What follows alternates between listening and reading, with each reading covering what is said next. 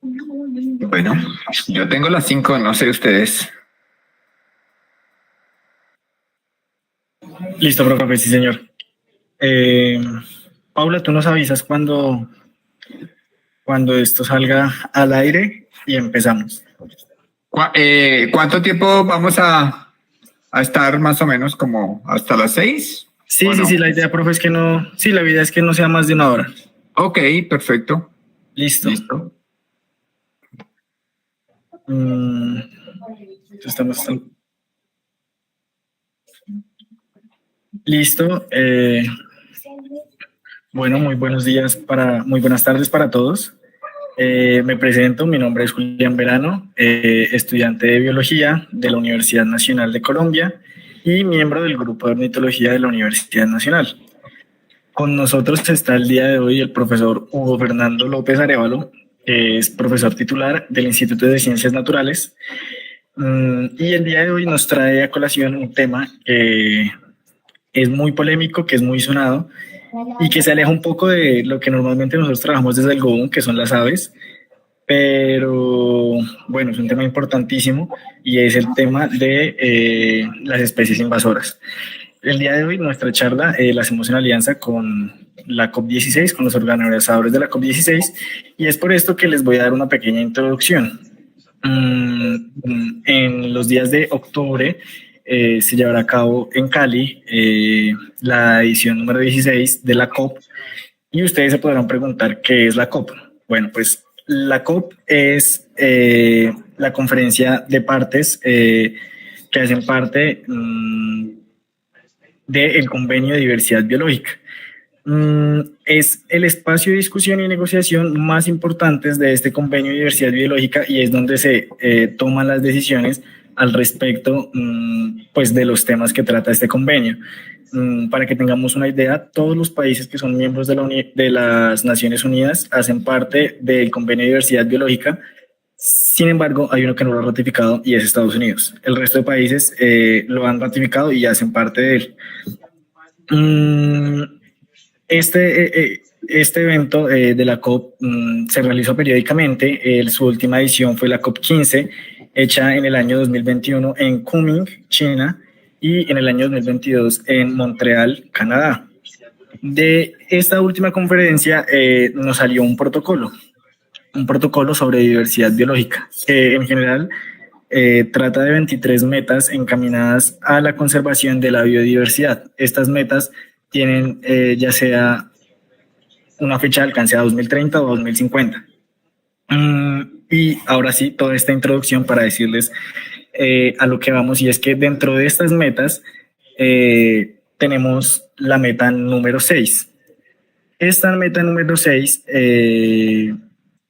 habla de reducir la introducción de especies exóticas invasoras en un 50%, minimizar sus impactos y buscar eliminar las que ya tenemos. Entonces, como hablaremos más adelante con el profesor Hugo, en Colombia hay bastantes especies invasoras y los impactos que ellos tienen en la biodiversidad, pues, son altísimos. Entonces, profesor Hugo, buenas tardes, ¿cómo está?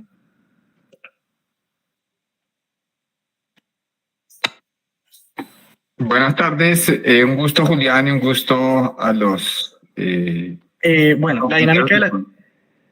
la dinámica de la charla, por no hacerlo como lo más cuadriculado, como lo es muchas veces de diapositivas y pasar y escuchar a una sola persona hablar, nosotros por nuestras redes sociales les compartimos algunas preguntas, pues que la idea es traerlas a colación acá, preguntas que tienen las personas sobre las especies invasoras, porque pues tal vez en un contexto fuera de la academia no es tan conocido qué son, qué efectos tienen en nuestra diversidad. Entonces la idea es, en el día de hoy, pues poder discutir con usted, profe, y hacerle algunas preguntas mmm, sobre esto. Muy bien Julián, pues bienvenidos nuevamente, un gusto. Ahí sí, bienvenidos a mi casa y gracias por dejarme entrar a sus casas.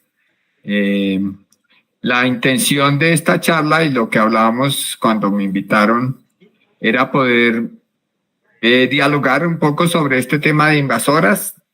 Yo he trabajado en algunas especies invasoras. Mi trabajo se centra en conservación y manejo de vida silvestre y el control de invasoras, como tú lo mencionaste, hace parte de disminuir las amenazas sobre esa biodiversidad, ¿sí? Entonces, pues quedo atento a las preguntas, a los comentarios. Ustedes son los que manejan los micrófonos y el tiempo. Creo que estamos por los 50 minutos, una hora, dependiendo de la dinámica que tengamos. Sí, claro que sí. La idea es, pues las preguntas, yo tengo aquí ya algunas preguntas que nos han ido haciendo. Igual estaremos pendientes del directo de YouTube por si hay alguna otra pregunta en el chat o aquí en el chat de Meet, también se la haremos saber. Pero bueno, profe, empecemos entonces por qué es una especie invasora y si existe alguna diferencia entre una especie exótica y una especie invasora. Ok, bueno, me parece muy bien empezar por por las definiciones, ¿sí? Una especie exótica es una especie que no es de el lugar donde nos encontramos. En este caso, que no se distribuye en forma natural en nuestro país. Eso es una especie exótica y tanto en Europa como en Sudamérica y en África hay especies exóticas que hacen parte de la historia de la humanidad, que han acompañado en una forma, digamos que intencional o no, esas migraciones o esos cambios culturales. Muchas de las especies que consumimos como sociedad provienen de diferentes continentes, ¿sí? Por ejemplo, las papas que consumen en Inglaterra son suramericanas, ¿sí? El arroz que nosotros consumimos en la mayoría del mundo es asiático y así sucesivamente. Muchas especies domésticas son exóticas en ambos lados. Ahora, una especie invasora, la mayoría de las veces es una especie exótica. Invasora implica casi un tema de comportamiento, pero una especie invasora se define como una especie exótica principalmente que llega, sea por causa introducida en forma accidental o intencional a un área que no es propia de su distribución, pero que se asocia o se parece mucho a su hábitat y donde encuentra los recursos para mantenerse, o sea, alimento, refugio, pareja y agua, ¿sí?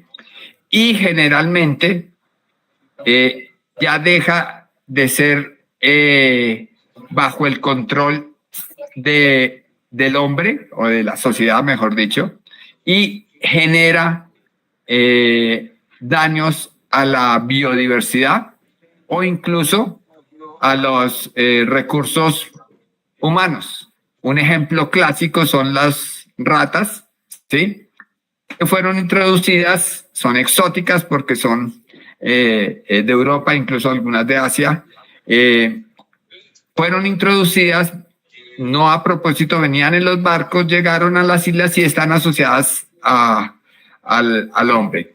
En las ciudades están ocupando espacios y están afectando tanto a la salud, los alimentos, los recursos, como en algunos casos introduciéndose a zonas silvestres y generando efectos sobre esos.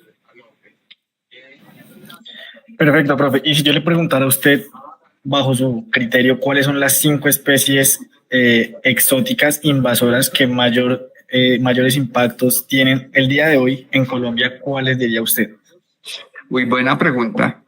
Buena pregunta, Julián, ¿sí? Porque depende también de los análisis que se puedan hacer, pero bueno, yo creo que habría que ver incluso por regiones, ¿sí? Por ejemplo, en las regiones andinas, en los bosques andinos, yo creo que las acacias, ¿sí? Las acacias en ciertas, o sea, las acacias de origen australiano, en ciertas regiones están produciendo un daño muy grande, ¿sí? El retamo espinoso por su distribución también está afectando.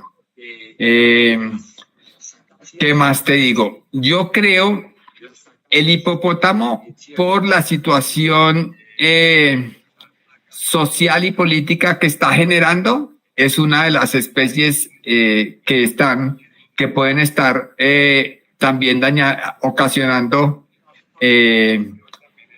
daños en los ecosistemas donde están involucrados, y sobre todo si no los usamos para aprender cosas, estar haciendo un daño, digamos que social también. Yo creo que en los ecosistemas acuáticos hay varios, tanto plantas como animales, el pez basa, por ejemplo, la introducción de trucha arcoíris también. Yo no sé si ya me pasé de las 5. Sí, señor, ya he mencionado varias. Bueno, pero es que como el proceso de invasión depende de la intensidad, el ecosistema, ahí María Fernanda habla también del pez león, ¿sí? De la percepción de la gente. Entonces, localmente, por ejemplo, algunos dirán, no, aquí no hay acacias. O sea, alguien de las zonas de Nigeria, en mi sector no hay acacias, ¿sí? Pero en varias áreas las he visto, y sobre todo el tema de lo difícil de controlar y el efecto que puede tener. Entonces, listo, Julián. Profe, me llamó la atención, y yo sé que es un tema sensible del cual se ha abierto un debate muy amplio en la sociedad colombiana y aún más en la academia, y es sobre el tema de los hipopótamos. Pero no le voy a hacer la pregunta tan directa, no nos vamos a centrar en ellos, pero sí quiero que usted me diga cómo se puede manejar el hecho de que las comunidades afectadas por estas especies invasoras en ocasiones generan un vínculo con estas especies, porque ya sea por su carisma o porque le encuentran algún fin económico. Ahorita vemos que incluso están haciendo tours para ir a ver hipopótamos en el Magdalena. ¿Cómo se puede manejar esta conexión que llegan a realizar las comunidades con el hecho de que pues estamos tratando con especies invasoras que están generando una afectación en los ecosistemas? Pues Julián, en principio con lo que estamos hablando, ¿sí? Creo que es un tema importante, brindar la información sobre el efecto que tienen estas especies. Segundo, hay varios estudios que indican que entre más cercano a a nosotros como especie, es decir, entre más cercano a los mamíferos, nosotros nos sentimos más atraídos por esas especies, ¿sí? O sea, las especies grandes, los hipopótamos, los caballos, por ejemplo, que en varias áreas están identificados como especies invasoras, generan unos vínculos muy grandes porque no somos más que otro mamífero, ¿sí? Sin embargo, digamos que debemos como sociedad tomar las decisiones con la información más acertada y buscando consensos y no disensos, porque definitivamente podemos estar en desacuerdo en algunas cosas, pero ¿en qué estaríamos de acuerdo? Por ejemplo, estamos de acuerdo en que Colombia es un país megadiverso y que eso puede generar potencial de turismo económico. Estamos de acuerdo en que las especies exóticas deben manejarse de diferentes formas. Hay seguramente más adelante podemos hablar de las formas de manejo que existen, si es un animal, si es una planta, etcétera, etcétera. Entonces, trabajar hacia un objetivo común que puede ser, en este caso, como lo dice la ministra de Ambiente, proteger nuestros ecosistemas y proteger la biodiversidad, ¿sí? Que es muy sencillo, suena fácil, pero requiere unas voluntades y entendernos como sociedad y entender nuestro impacto que tenemos también como individuo, ¿no? Cierro con que yo considero que a veces las introducciones de especies invasoras fueron una equivocación. La persona que las introdujo no pensaba que iba a llegar a ese punto.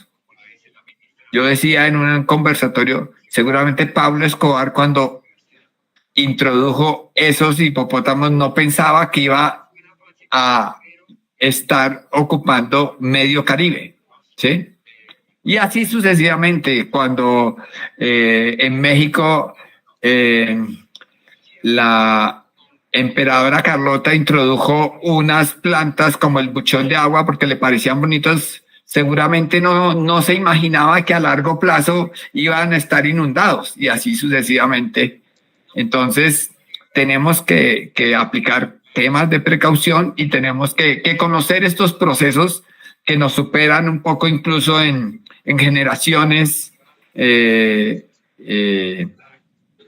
humanas, porque los tiempos de invasión son más largos. Hipopótamos es un caso muy sui generis. En 40 años ya está, es una especie grande, etcétera, etcétera. Pero hay otros casos de más largo aliento. Por ejemplo, los cerdos, etcétera, etcétera. Sigue, Julián. Perfecto, profe. De lo que usted me comenta, me surgen dos preguntas. La primera es, ¿cuál es la vía por la que suelen llegar las especies invasoras a Colombia? Porque uno puede pensar, bueno, a gran escala los hipopótamos los trajo Pablo Escobar, pero, por ejemplo, tener en cuenta que especies invasoras como el ojo de poeta probablemente llegaron por que personas, como usted lo menciona, desconociendo de los impactos que puede llegar a tener el traer especies de otras partes, trajeron una flor que les pareció en su momento muy bonita, ornamental, y la podemos encontrar el día de hoy distribuida por gran parte de la sabana cundiboyacense. Y la segunda pregunta, para no interrumpirlo, es ¿cuáles son los impactos que estas especies invasoras, pueden mencionar ejemplos, le traen tanto a la diversidad como a la economía del país? Los impactos negativos, hablemos de impactos negativos, pero si tiene algún ejemplo, algún impacto positivo, pues también, ¿no? Claro. Entonces, las principales vías son las vías comerciales.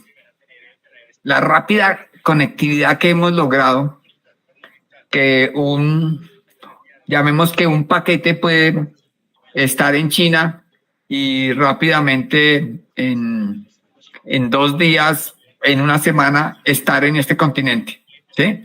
Entonces esas rutas comerciales y esa conectividad tan grande que tenemos es una de las principales vías, aéreas, acuáticas.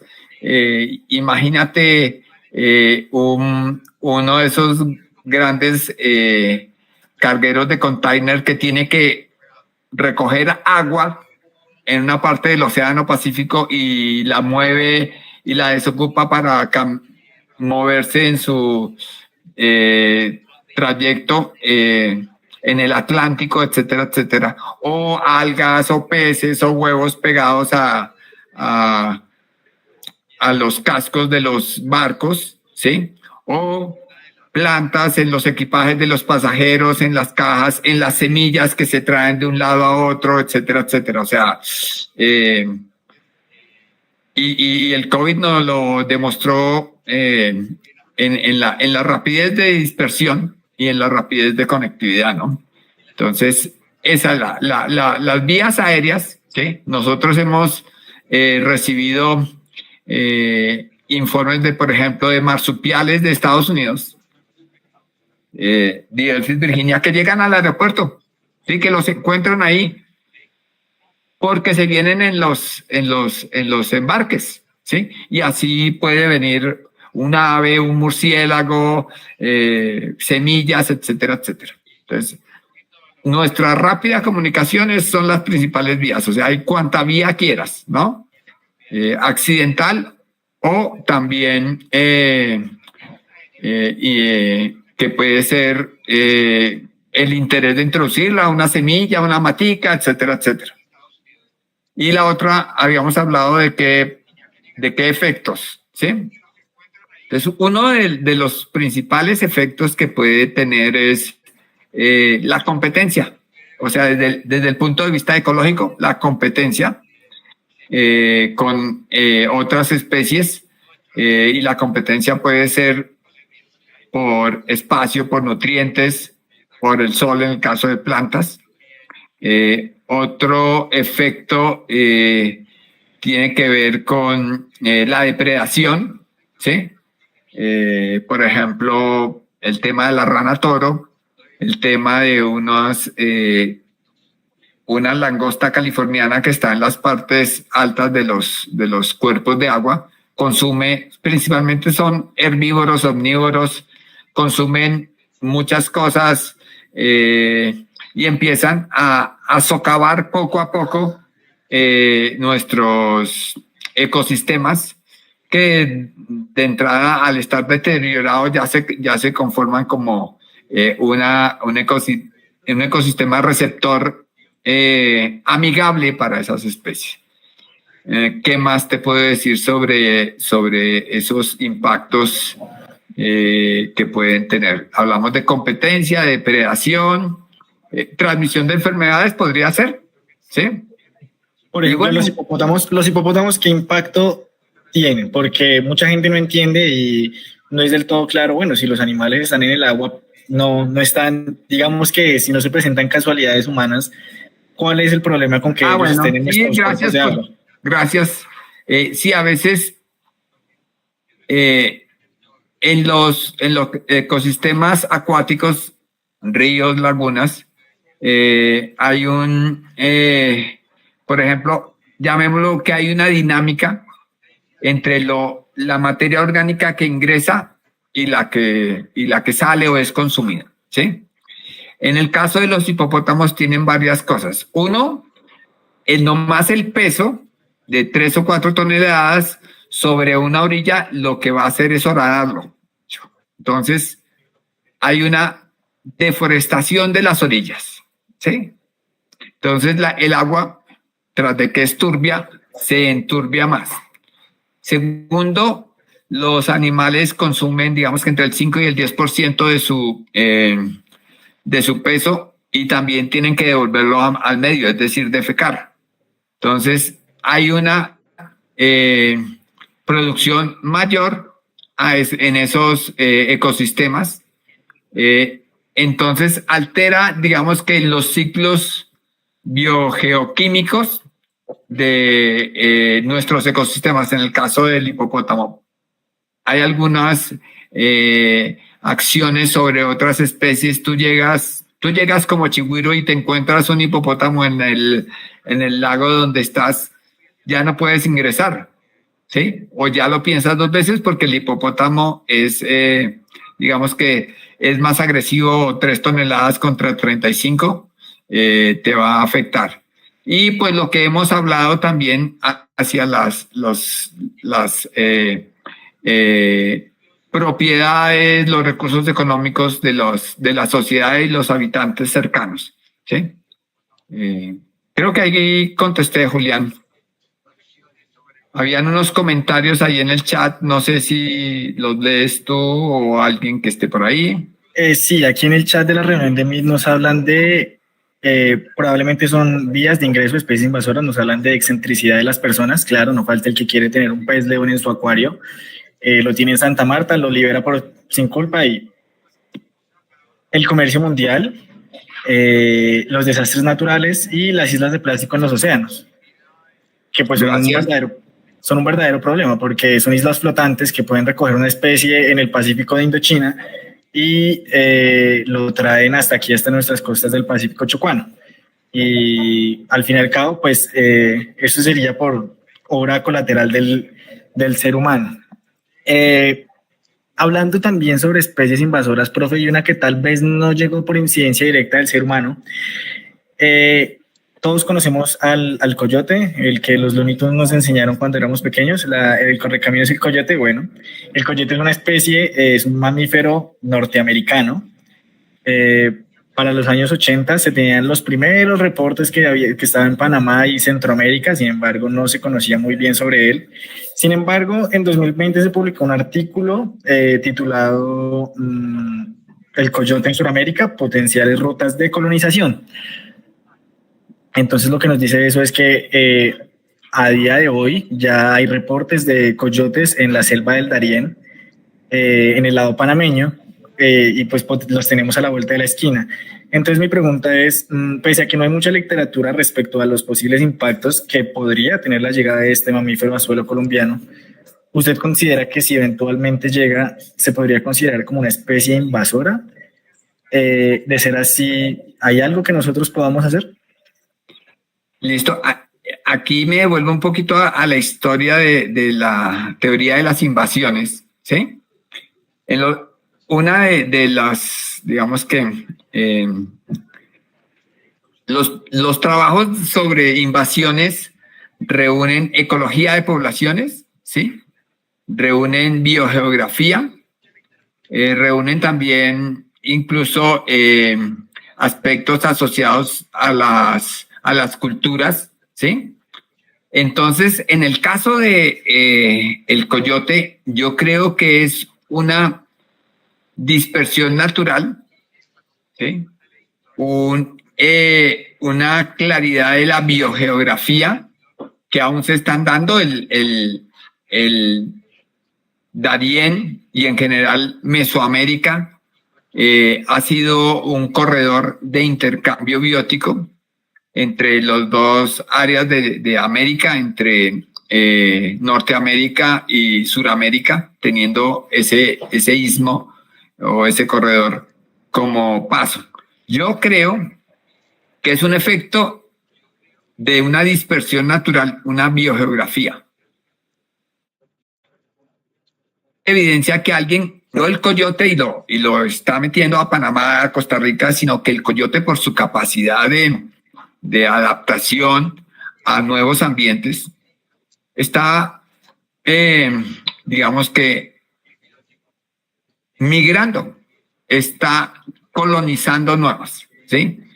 Yo no pensaría, puede que me equivoque, yo no pensaría que sea una que debiera considerarse como una especie invasora, es una especie colonizadora, ¿sí?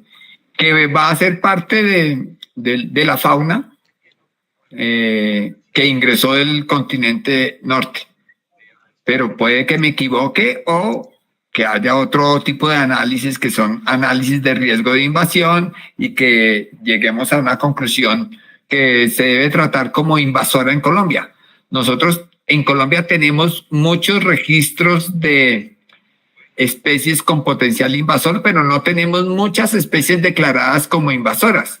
No sé si queda claro la diferencia, ¿sí? Que una especie puede tener capacidad invasora y no ha sido declarada como invasora por un país o un... Dale, ahí había un chat.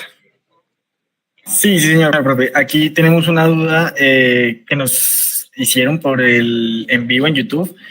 Y Angie Carolina Camacho nos pregunta que habiendo tantas vías para la propagación de especies invasoras, como usted menciona, profe, a largo plazo, ¿no son los zoológicos y jardines botánicos un motivo de propagación también? ¿Deberíamos preocuparnos por ello? Tenemos tantas preocupaciones. Gracias por la... Yo creo que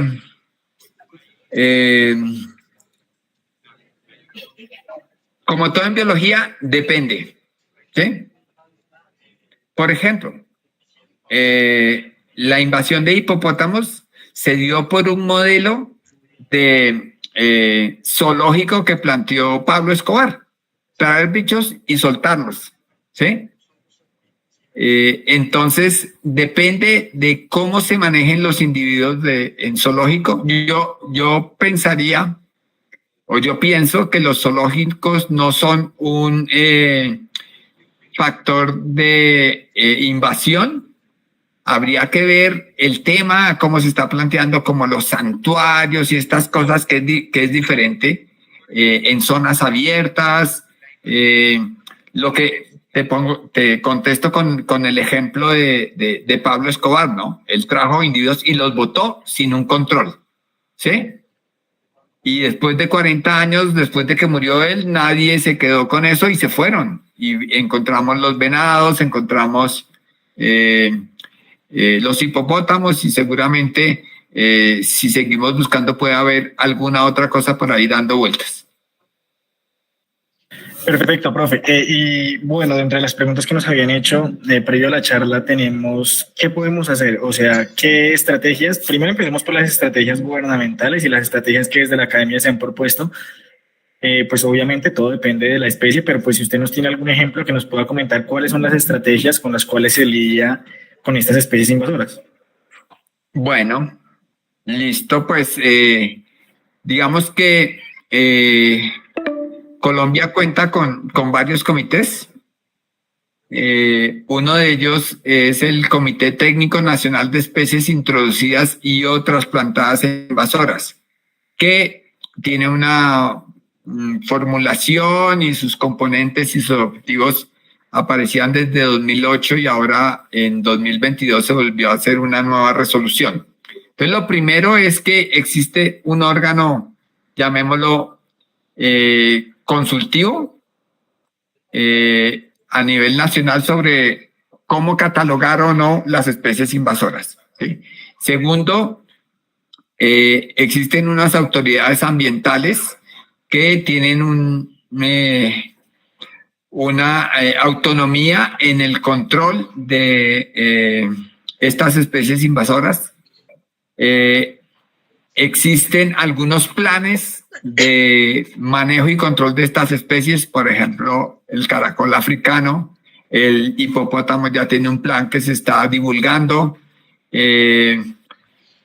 Hay temas de estrategias desde la academia, como todos los trabajos que ha hecho el profesor Orlando y el profesor Ignacio Barrera, uno de la Nacional y otro de la Javeriana, los otros ya los dos pensionados de las universidades, pero siguen activos. Entonces, existen unas normas y existen unas propuestas de manejo, ¿sí? Básicamente son, digamos que para mí esos dos instrumentos. Adicionalmente hay cosas como la educación a la gente, la divulgación de estas situaciones sobre estas especies. No sé, Julián, si contesté la pregunta, creo que sí, pero si no, repregúntame. Sí. ¿Y usted conoce de algún ejemplo de alguna especie puntual, profe, que nos pueda comentar? Claro, mira, está el caracol, les mencioné, está también el pez león. Dime. Pero no, de lo que se esté haciendo en este momento. Claro, el caracol africano tiene un protocolo y se está llevando a cabo, ¿sí? Lo que pasa es que como no se ve tan grande como el hipopótamo, no se da, digamos que no llama la atención tan fuerte para la comunidad, ¿sí? Hay unos protocolos, incluso el profe Edgar Linares trabajó desde la universidad promoviendo esos protocolos. Entonces, sí se están haciendo acciones en el caso del caracol. Hay unos temas de erradicación de retamo espinoso. Por ejemplo, la CAR tiene unas propuestas, pero aún no se han masificado tanto para tratar de ver los impactos positivos. Son muy locales esos impactos, dado que las especies invasoras nos están tomando ventaja. Listo, profe, listo. Y hablando a una escala más del ciudadano a pie de cada uno de nosotros, es probable que las personas que nos encontramos en este live, en este momento, seamos la mayoría citadinos. Nosotros, como ciudadanos de a pie, ¿qué podemos hacer al respecto? ¿Cómo podemos aportar, ya sea o a mejorar la situación o no a seguirla empeorando? No sea que un día de esto seamos nosotros el que traiga la próxima especie invasora al país, que como lo mencionábamos en la meta 6 del marco común Montreal, es esa. O sea, la idea es que de las especies que ya tenemos, pues eliminarlas y no incluir nuevas especies invasoras a nuestros ecosistemas. Entonces, ¿cuál es el consejo que usted le daría pues a los que estamos en este momento viendo esta charla como sobre cómo podríamos aportar nosotros? Bueno, nuevamente caigo en divulgar la problemática, ¿sí? Dos, identificar esos, digamos que, posibles errores que estamos cometiendo. Por ejemplo, el tema de las eugenias, ¿sí? Si tú ves nomás en la universidad está plagada de eugenias. En todos y es lo que venden los viveros. Esa especie, si no estoy mal, es australiana. Carlos Parra me corregiría si me equivoco, pero creo que es australiana. Tiene un potencial grandísimo de dispersión, de ser invasora. Ya en los viveros todos los venden, son de las más baratas, etcétera, etcétera. Entonces, primero informarnos. Segundo, discutir el tema. Tercero, también ser protectores, por ejemplo, de las áreas protegidas, ¿sí? No llevar elementos, casi yo diría no llevar ni animales domésticos a las áreas protegidas. ¿Qué más te puedo decir? Dar sus puntos de vista, ¿sí? Proponer cosas y participar en la erradicación de especies, ¿sí? De individuos, hasta lograr controlar especies. Inclusive, yo creo que una de las cosas que deberían hacer biólogos, ecólogos, ingenieros ambientales, es generar emprendimientos que apoyen la erradicación con métodos probados, con metodologías, para apoyar a esas, digamos que empresas que quieren hacer, para tener opciones como país, herramientas o empresas o iniciativas, emprendimientos para controlar esas especies. No sabemos qué equipos podríamos tener, los trampeos, las podas, o sea, lo que hay, y es la invitación también, es que los estudiantes y profesionales generen también alternativas, llamémoslas económicas, para el control de esas especies invasoras, ¿sí? Y promover nuestra apropiación por la biodiversidad nativa, ¿sí? Por ejemplo, tenemos una cantidad de ornamentales nativas que podían reemplazar muchas cosas. A veces tenemos susto de usar nuestra biodiversidad y terminamos enmarañados en usar solo exóticas. Entonces, debemos cambiar un poco ese chip. Sí, aquí María Fernanda Bustos nos menciona, por ejemplo, que el Pez León tiene con protocolos y opciones culinarias en la costa. Aquí la invitación sería, si alguien va de vacaciones a la costa Caribe, opte por esa opción de probar el pez león, a ver si por lo menos mediante su caza y pesca logramos disminuir sus poblaciones y el impacto que tienen nuestros ecosistemas marinos. Y pues es eso, ¿no? Cada uno de los productos que nosotros consumamos, y incluso cuando yo voy a sembrar una planta en mi jardín, consultar antes de, venga, ¿de dónde viene esta especie? Porque yo creo que es de grano en grano que uno va disminuyendo ese impacto que se está teniendo en los ecosistemas, pues por parte de estas especies. Bueno, profe, ya para cerrar, tenemos varias preguntas. Suelta la salida una de la carne del hipopótamo, ¿no? Por ahí vi. Sí, vamos a responderlas rápidamente. La primera es si la carne de hipopótamo se puede comer o es ilegal comer esta carne. ¿Y cuál es la estrategia de control más viable con ellos? Así muy resumido, profe. Uy. ¿Sí se puede comer? ¿Se puede comer? Pues si alguien dice yo necesito comer un hipopótamo de cacería de subsistencia, se lo podría. Ya hay registros de varios asados. ¿Sí? Ah, ya pues. No, creo que comercializarla no podrían hasta que pidieran, pero sí, claro, se puede comer. ¿Cuál es la estrategia más viable para eso? Está todo el protocolo que tiene al menos 4 o 5 estrategias, que va desde alertas tempranas. Las estrategias de control son espacialmente explícitas. No es lo mismo tratar de controlar los 120, 130 que están ahí en Nápoles que los 8 que están por allá por Magangué, ¿sí?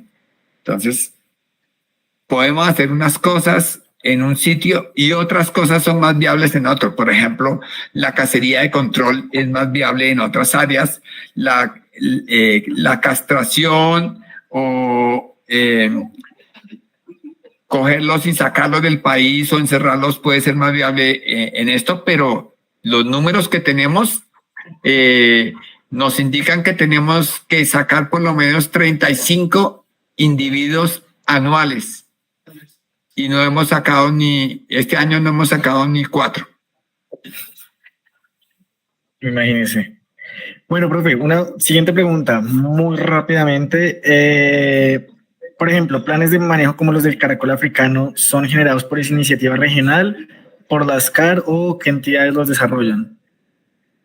Di el ejemplo que el plan de manejo lo desarrolló, casi siempre se hacen convenios, ¿no? Entonces, el plan de manejo del caracol se hizo convenio Universidad, Ministerio de Ambiente y creo que algunas corporaciones. Lo que pasa es que la ejecución sí la deberían tener las corporaciones y o si existiera alguna empresa que asesorara a las corporaciones para hacer eso, podrían entrar a hacerlo, ¿sí? Pero en principio las corporaciones regionales son las llamadas a hacer el control.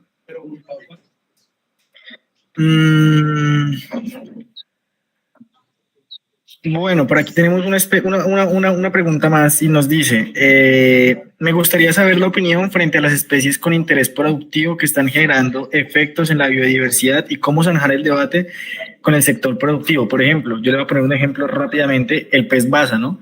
Es comercial, es una carne muy barata, sin embargo ya está liberado en el Magdalena, en el Cauca y en otros afluentes y lo que hace este animal es que se come los alevinos de otros peces que son nativos.